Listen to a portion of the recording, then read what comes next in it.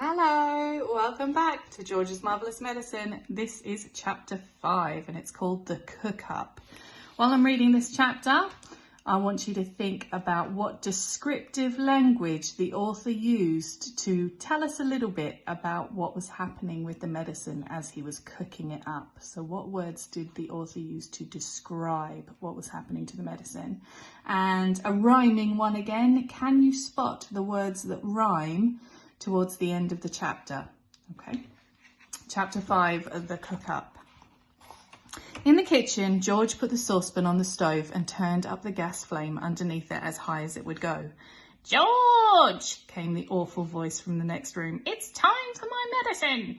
"Not yet, Grandma," George called back. "There's still 20 minutes before 11 o'clock. "What mischief are you up to in there now?" Granny screeched. "I hear noises." George thought it best not to answer this one.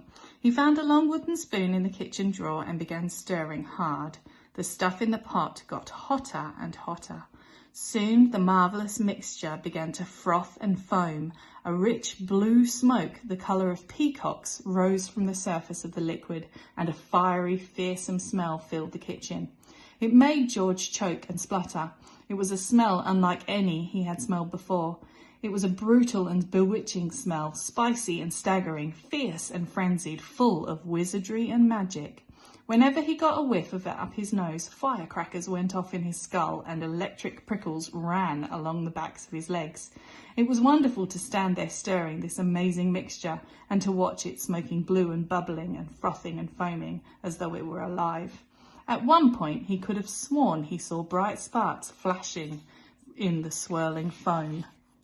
And suddenly, George found himself dancing around the steaming pot, chanting strange words that came into his head out of nowhere. "Fiery broth and witch's brew, foamy froth and riches blue, fume and spume and spoon drift spray, fizzle swizzle, shout hooray, watch it sloshing, swashing sploshing, hear it hissing, squishing, spissing, Grandma better start to pray." Okay, nice short chapter, that one. So what descriptive language did the author use to describe what happened to the medicine? If we take our reading finger and we scan along some of the words, then some of them pop out as you have a little look. So if we get here, we can see hotter and hotter. We can see froth and foam.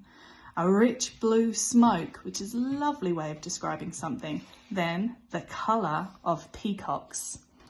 Then we have fiery, fearsome smell, and brutal and bewitching, spicy and staggering, fierce and frenzied, full of wizardry and magic. It's really, really descriptive, this chapter. I love it.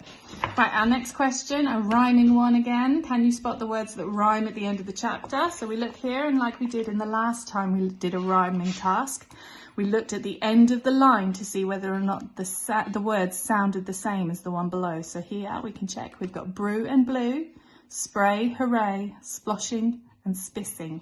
And pray rhymes with spray and hooray. Really, really well done if you got all or any of those answers. See you next time.